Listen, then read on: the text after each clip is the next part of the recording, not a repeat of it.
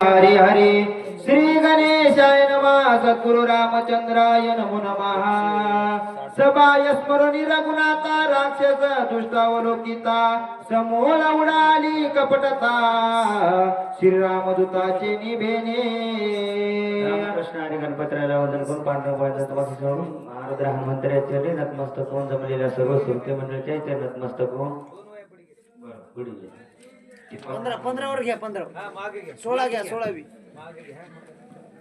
16वी घ्या ऐसे बोलोनी सुंदरी गेली अंतरिक्ष गगनांतरी चाकाटला तो अंतरी केपी केसरी अति स्मित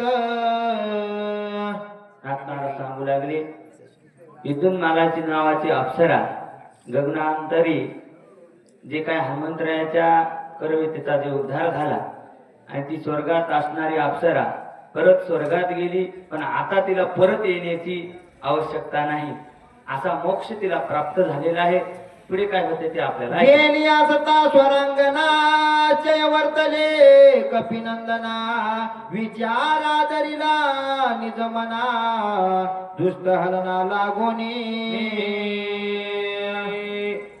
स्वर्गीची अप्सरा हनुमंतरायाला सांगून गेल्याच्या नंतर हनुमंतरायाच्या मनामध्ये काय विचार आलेला आहे. जी अप्सरेनं हनुमंतरायाला कपट करणाऱ्या काळनेमीविषयी जे काही सांगितलेलं आहे आणि तो कपट करणारा साधूवरतीने राहणारा पण कपटी महामेंदू असल्यामुळं ते जे संताला ती समदृष्टी असते आणि समत्वाचे त्या ठिकाणी समदृष्टीने राहणारे संत, सर्वांना सारखं समजणारे, सर्वांना सारखं पाहणारे, सर्वांच्या हृदयात राम पाहणारे, म्हणून हनुमंतरायानं त्या काळनेमीला देवाचं स्वरूप समजून, साधू समजून, संत समजून त्याची जी काही कथा ऐकलेली होती त्याविषयी त्याचा भेदाभेद त्या अप्सरेनं केलेला आहे. आता हनुमंतराया काय विचार करतात. सभाय स्मरणी रघुनाथा राक्षस दुष्टावलोकिता समूळ उडाली कपटता श्रीरामदूताचे निभेने. नाथमारा सांगू लागले, गावबा काका म्हणतात जी काही भक्ताची जी काही अज्ञानी दृष्टी असते ती अज्ञानी दृष्टी संताच्या सानिध्यात गेल्याच्या नंतर किती पामर जीव जर असत तर त्याचं अज्ञानत्व दूर होते आणि ते भगवंताच्या दिव्य अशा ज्ञानाचे प्राप्त अधिकारी होतात. जसं हनुमंतराया ज्ञानी होते, संत होते, संकट मोचन होते, तरी पण परमार्थामध्ये त्यांनी सर्वांना एक राम समजून जे काही अंधदृष्टीनं त्या साधूला त्या ठिकाणी न ओळखल्यामुळं आणि त्या हनुमंतरायांना अप्सरेनं सांगितल्यामुळं रामनामाच्या स्मरणामुळं सर्व विघ्ने पळून जातात आणि असा हा पळून गेलेल्या विघ्नाचं जे काही त्यांना ज्ञान प्राप्त होते तर ते नामस्मरणाचा महिमा सांगितला. देखना होनिया देही पाते पाता ठाई दुष्टा द्रष्टत्व नाही द्रष्टा तोही हरपे. रामनामाची ताकद एवढी सांगितली की पाहणारा रामच होतो, जी वस्तू पाहती तीही रामच होते, असा हा राम पाहण्याचा किंवा राम स्मरण करण्याचा लाभ सांगितलेला आहे. द्रष्टा हरपलिया पायी दर्शन नुरेची काही भावने सिटावनाई गळे काही दिसेना. ज्याला सर्वत्र रामच दिसतंय, रामाशिवाय वस्तूच दिसत नाही, जे काही सर्व ईश्व आहे ते राम आहे, मग पाहणारा कुठं उरल. मग सर्वत्र राम असल्याच्या नंतर द्रष्टा हरपतय अशी ही भक्ताची अवस्था होती म्हणून सांगू लागले. द्रष्टा होय परिचिन्ना तरी भासे द्रष्टाचे भान झाली त्रिपुटीचे बोळवना कपट चिन्ह ते कैचे.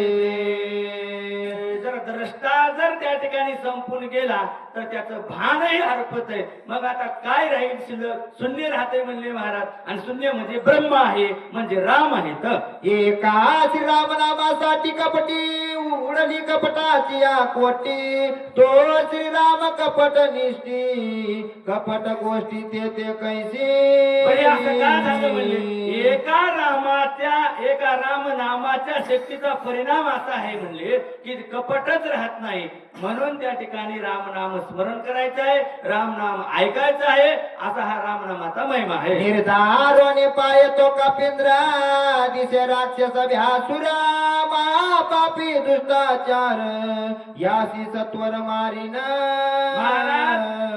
दाखवून गेले म्हणजे दयानिधी संत हे मार्ग हनुमंतरायानं वारंवार आपल्याला प्रत्येक कार्यक्रमामध्ये ज्या वेळेस तुम्ही रामायण ऐकता ज्या वेळेस लक्ष्मण शक्ती ऐकता त्या वेळेस हनुमंतरायासारखी सुद्धा आता हनुमंतराय महारुद्र हे महादेव शंकराचे वैराग्य संपन्न असे अवतार आहेत मग यांना ज्ञान असेल किंवा कर्म असेल एक ज्ञान कर्माच्या त्रिगुणाच्या त्रिपुटीच्या पलीकडे गेलेले आहेत हे ब्रह्मा आहेत ईश्वाकार आहेत विश्वेश्वर आहेत मग असं असूनही बी यांनी त्या ठिकाणी आपल्यासारख्यांना अवगत करण्याकरता आपल्यासारख्यांना पामर जीवाला पतित जीवाला त्या ठिकाणी तारून नेण्याकरताना हा भवसागर दुस्तर आहे पण ह्या सागरातूनही तुम्हाला तरुण जाता येते त्याच्या करताना हा मार्ग सांगितलेला आहे हे ज्ञान सांगितलेलं आहे असं गावबा काका म्हणू लागले येणे साधून पुरुषार्थ करवाला माझा घात हाती बळे रामदूत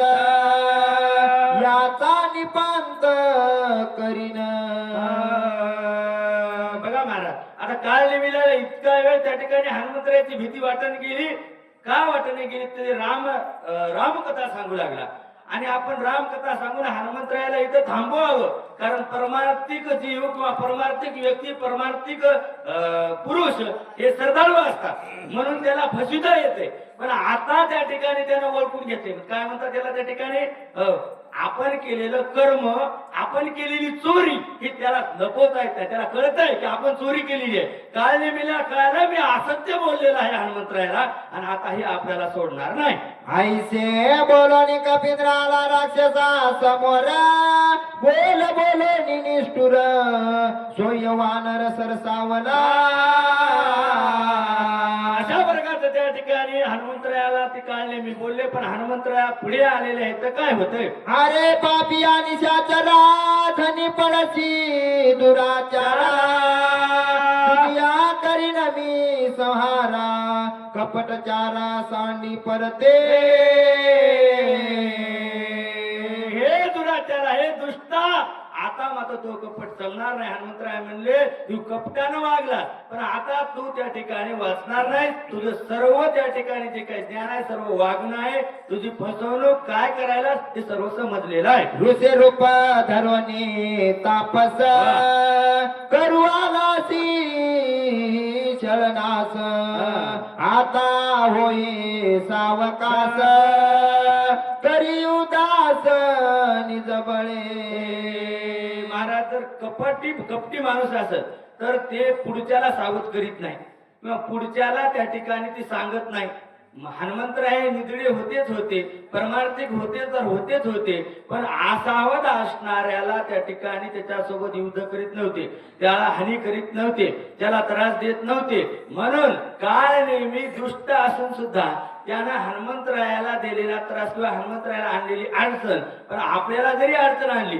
तर पुढच्याला त्या ठिकाणी सांगायचं असा हा युद्धाचा नियम असते आणि म्हणून हनुमंतराय म्हणतात आता तू कपट केलं इतका वेळ पुरे झालं तर आता सावध होय कारण माझ्याशी गाठ आहे असं त्या ठिकाणी बोलू लागले माझे नेहाते त्वरिता जीवन वातसी जीवे होय माझे नेहाते त्वरिता जीवन वातसी जीवे जित आईसे जाणोनी निश्चित करी पुरुषार्थ निजबळे हे काळ नेहमी तुझ्या अंगात किती ताकद आहे ती पणाला लाव कारण माझ्या हातातून आता तू वाचणार नाही आईसे बोलता मारुती सरसावला राक्षस मूर्ती रणी जिंकावया कपी प्रती साठोपचित्ती मांडिला आता काळ नेहमी सुद्धा हनुमंतरायासोबत युद्ध करण्याकरता पुढे निघालेला आहे ऐकोनी कपीचे उत्तर काळने मे निशाचर धरित विक्राळ शरीर अति भ्यासुर भासत. गावबा काका म्हणू लागले काल नेमीनं हनुमंतरायाचं उत्तर ऐकलेलं आहे आणि तोही सुद्धा हनुमंतरायासोबत युद्ध करण्याकरताना पुढे सरसावले. आता तर दोघांचंही रूप आपल्याला त्या ठिकाणी ऐकायचं आहे. जसा योजने वाढ लावून चाडवा योजने पाच माताचे उभारले कच जैसे वृक्ष शुल्ल प्राय.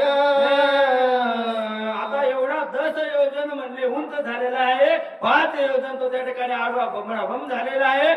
झाड सुद्धा खाली दिसू लागले. आता हे दाणा समसमित मासाचे चाकळे आत चकळी असू दे नितळ कैचा भासत भ्यासुर. हा अगोदर राक्षस होता पण राक्षसापेक्षा भ्यासुर असं त्यानं रूप घेतलेलं आहे.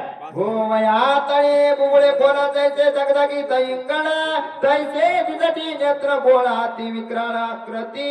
वयामध्ये त्याचे केस दिसत नव्हते पण चमकू लागले म्हणजे अग्नीसारखे असे त्या ठिकाणी डोळे दिसायले. जैसा मेघ गडीला तैसा निचाचर गर्जिनला कोलित घेऊन धाविनला हनुमान दृष्टी लक्षुनी.